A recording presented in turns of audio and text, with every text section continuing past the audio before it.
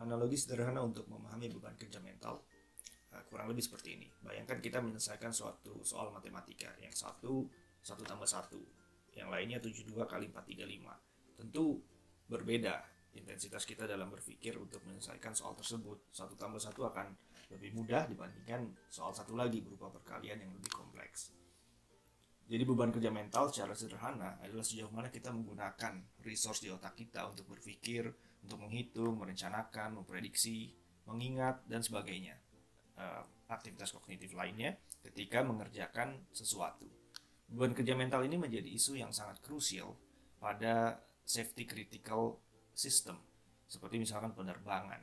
Konsep ini juga relevan dalam kehidupan sehari-hari, misalnya ketika menyetir mobil dalam kecepatan tinggi di jalan tol, di lajur kanan misalnya, rasanya mustahil jika kita bisa mengerjakan itu sambil membuka WA atau medsos kita, lagi ngebut kemudian sambil membaca WA. Hal ini karena resource kognitif kita sudah banyak diambil untuk primary task berupa nyetir mobil tadi, sehingga secondary task, lihat medsos atau buka WhatsApp, tidak kebagian jatah.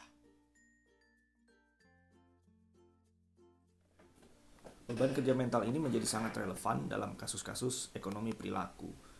Misalnya seringkali kita dihadapkan pada situasi bingung menentukan pilihan yang mungkin serupa tapi tidak sama. Misalkan sebuah paket berlangganan produk di internet yang bertingkat mulai dari basic subscription sampai yang full.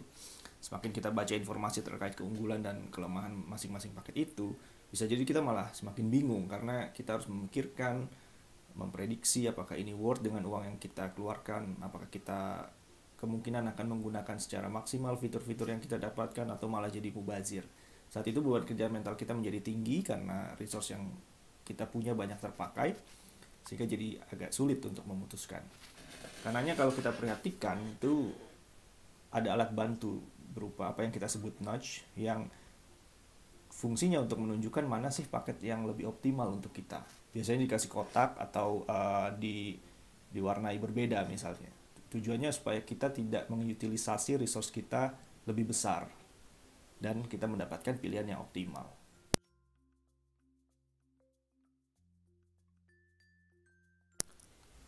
Dalam situasi lingkungan kerja khusus, biasanya yang isolated, seperti pilot di dalam kokpit, metode-metode untuk mengukur beban kerja mental sudah banyak dikembangkan.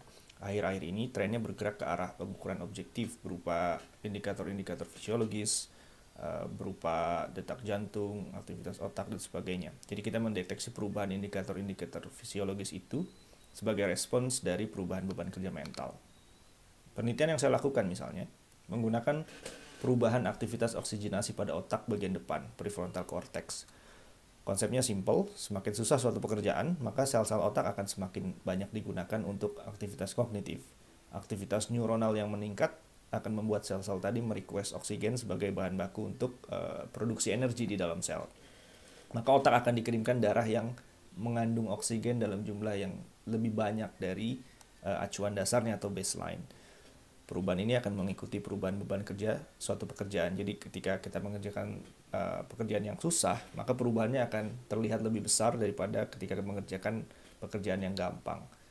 Di masa mendatang, jika kita bisa merancang sensor yang lebih portable, maka selanjutnya bisa diintegrasikan dengan sistem kerja seperti kokpit misalnya.